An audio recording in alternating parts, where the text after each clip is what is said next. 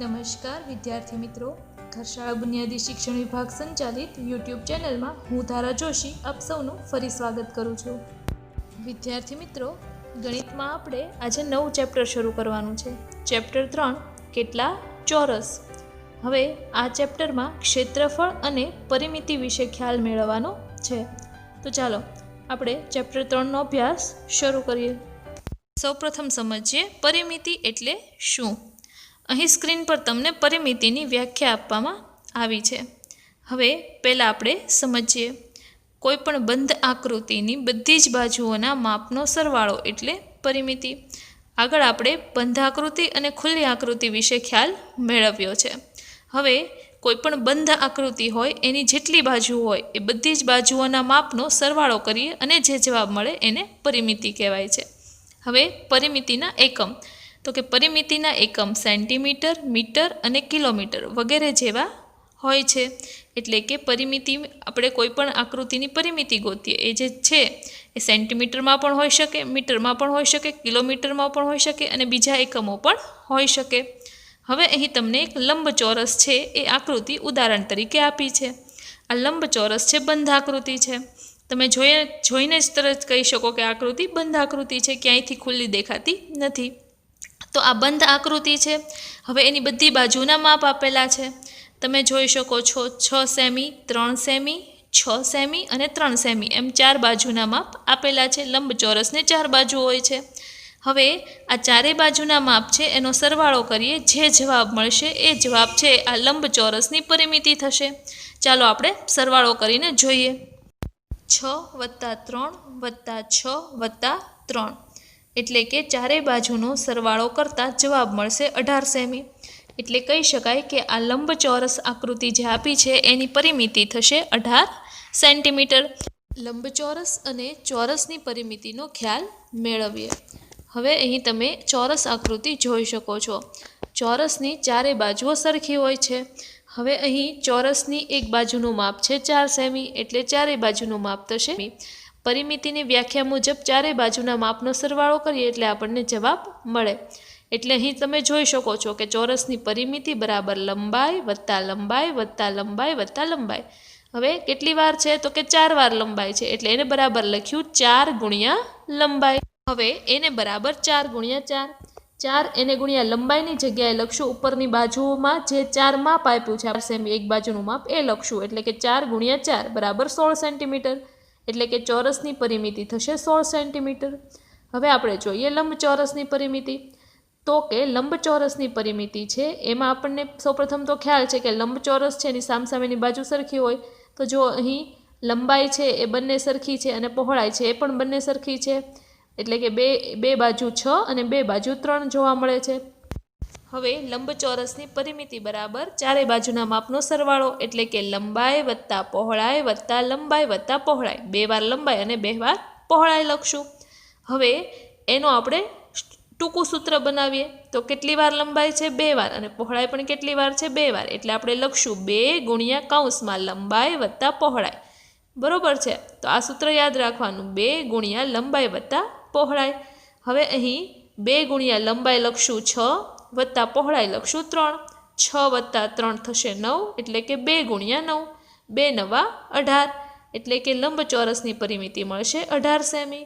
તો અહીં ચોરસની પરિમિતિ શોધવા માટેનું સૂત્ર થશે 4 ગુણ્યા લંબાઈ અને લંબચોરસની પરિમિતિ શોધવા માટેનું સૂત્ર થશે 2 ગુણ્યા લંબાઈ વત્તા પહોળાઈ. આ બંને સૂત્ર તમારે યાદ રાખવાના છે અને એની મદદથી લંબચોરસ અને ચોરસની પરિમિતિ શોધવાની છે. હવે જોઈએ ક્ષેત્રફળ એટલે શું. હવે અહીં સ્ક્રીન પર તમે ક્ષેત્રફળની વ્યાખ્યા જોઈ શકો છો. ચાલો આપણે સમજીએ. આકૃતિએ સપાટી પર રોકેલી જગ્યાનું માપ એટલે ક્ષેત્રફળ. કોઈપણ આકૃતિ કે જે સપાટી પર જેટલી જગ્યા રોકે છે એટલી જગ્યાને એનું ક્ષેત્રફળ કહેવાય છે. હવે ક્ષેત્રફળના એકમ ચોરસ મીટર, ચોરસ સેમી અને ચોરસ કિલોમીટર વગેરે જેવા હોય છે. એટલે કે ક્ષેત્રફળમાં હંમેશા એકમમાં આગળ ચોરસ લાગે છે. જો મીટરમાં માપ હોય તો એને ચોરસ મીટર કહેવાય, સેન્ટીમીટરમાં હોય તો એને ચોરસ સેમી કહેવાય અને કિલોમીટરમાં હોય તો એને ચોરસ કિમી કહેવાય. આવી રીતે એને લખવામાં આવે છે. મિત્રો, અહીં આકૃતિમાં તમે એક લંબચોરસ જોઈ શકો છો. હવે આ લંબચોરસ છે એમાં જેટલો ભાગ ભૂરા રંગનો છે, એટલે કે ભૂરા રંગથી જેટલો ભાગ આચ્છાદિત કરેલો છે એટલો ભાગ છે એ આ લંબચોરસનું ક્ષેત્રફળ કહી શકાય. તો હવે તમને પરિમિતિ અને ક્ષેત્રફળનો ભેદ સમજ આવી ગયો હશે. પરિમિતિ એટલે કે કોઈ પણ આકૃતિની જે બાજુઓ છે, એટલે કે એની ફરતેની હદ છે, એના માપનો સરવાળો એટલે આપણે એને પરિમિતિ કરીએ. જ્યારે ક્ષેત્રફળ એટલે કે અંદરની બાજુનો જેટલો ભાગ આકૃતિ સપાટી પર રોકે છે એટલા ભાગને આપણે એનું ક્ષેત્રફળ કહીએ છીએ. હવે આપણે લંબચોરસ અને ચોરસનું ક્ષેત્રફળની માહિતી મેળવીએ.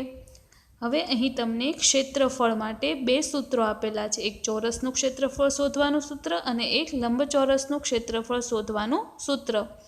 સૌ પ્રથમ ચોરસનું ક્ષેત્રફળ શોધવા માટેનું સૂત્ર છે લંબાઈ ગુણ્યા લંબાઈ, અને લંબચોરસનું ક્ષેત્રફળ શોધવા માટેનું સૂત્ર છે લંબાઈ ગુણ્યા પહોળાઈ. હવે સૌ પ્રથમ આપણે ચોરસનું ક્ષેત્રફળ શોધીએ અને જોઈએ. હવે અહીં એક ચોરસ આકૃતિ આપી છે.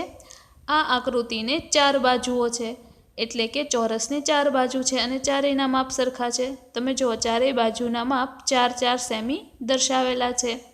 હવે ચોરસનું ક્ષેત્રફળ શોધવા માટેનું સૂત્ર ચોરસનું ક્ષેત્રફળ બરાબર લંબાઈ ગુણ્યા લંબાઈ, એટલે કે અહીં બાજુના જે માપ છે એ આપણે લખવાના છે.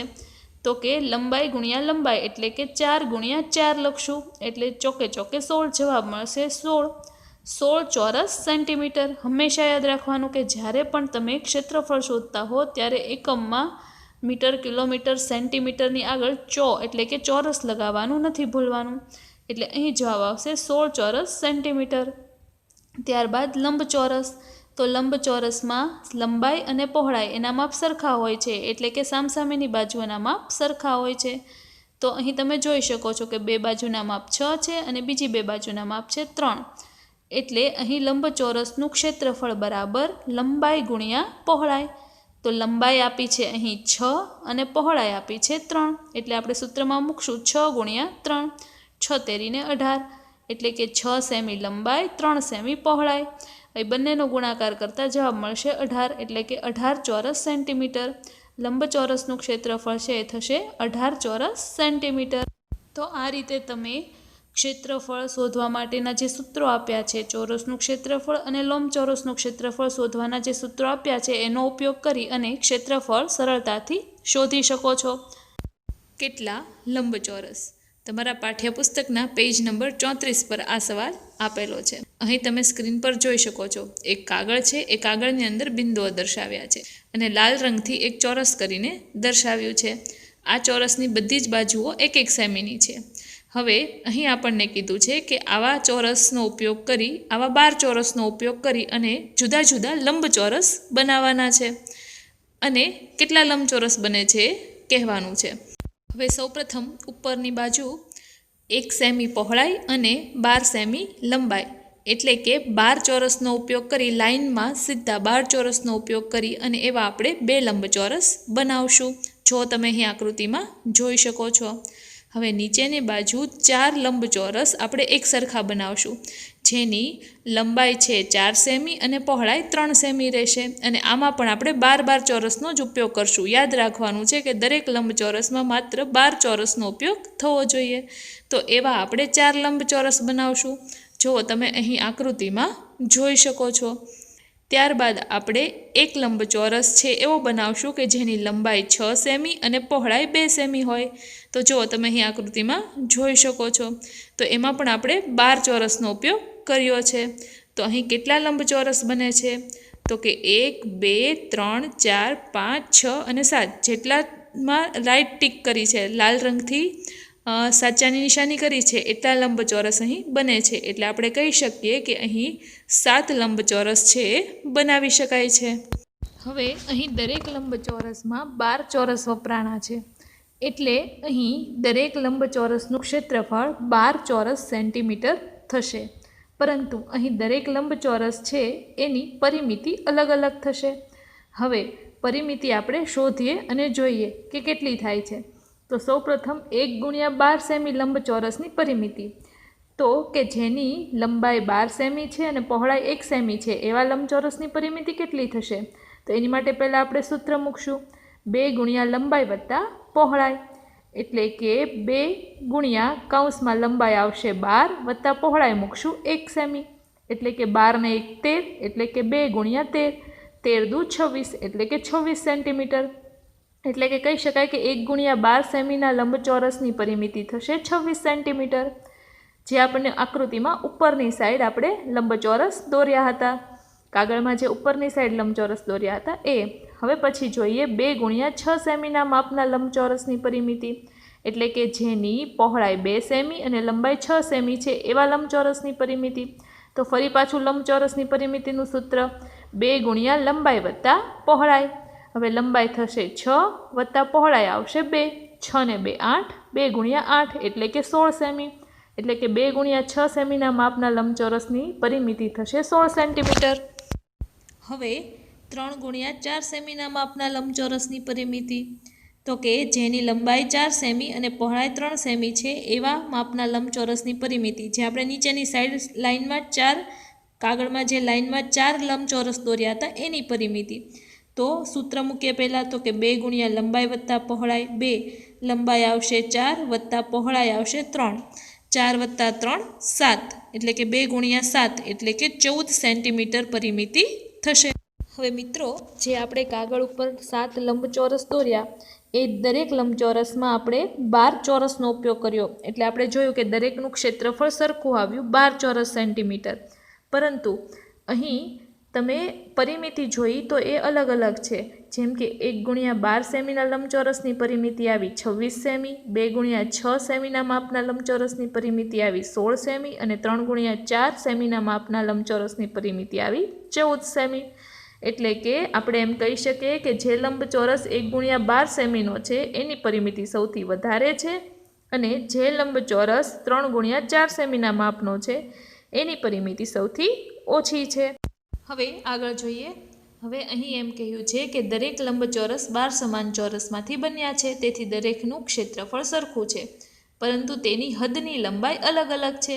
હદની લંબાઈ એટલે શું? તો કે જો અહીં તમને લખીને દર્શાવ્યું છે ને આગળ આપણે શીખ્યા એ પ્રમાણે હદની લંબાઈ એટલે પરિમિતિ.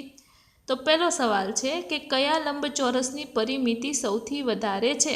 તો હવે આનો જવાબ તમે આસાનીથી દઈ શકો, કારણ કે આગળ આપણે પરિમિતિ શોધી છે. તો કે 1 ગુણ્યા 12 સેમીના માપના લંબચોરસની પરિમિતિ વધારે છે. કયા લંબચોરસની પરિમિતિ સૌથી ઓછી છે? તો 3 ગુણ્યા 4 સેમીના માપના લંબચોરસની પરિમિતિ સૌથી ઓછી છે. આગળનો પ્રશ્ન જોઈએ ટિકિટનું.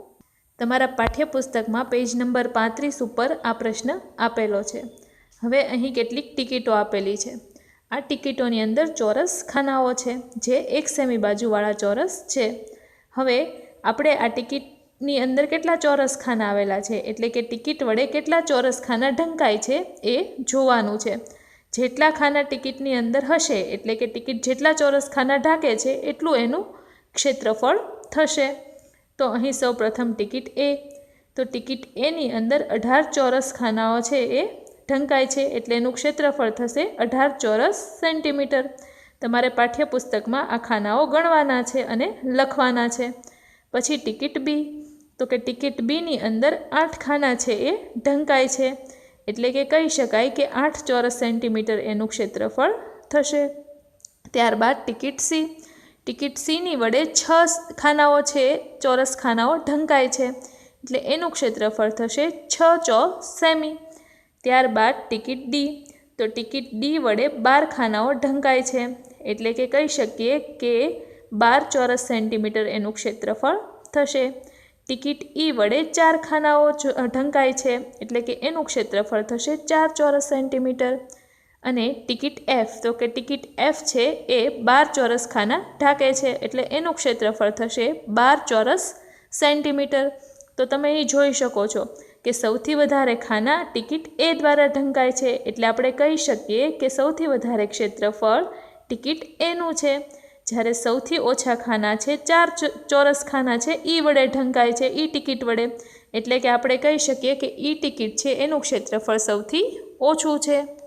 હવે અહીં ટિકિટના આધારે કેટલાક પ્રશ્નોના જવાબ આપવાના છે. પહેલો સવાલ, ટિકિટ એ દ્વારા 1 સેમી બાજુવાળા કેટલા ચોરસ ઢંકાય છે?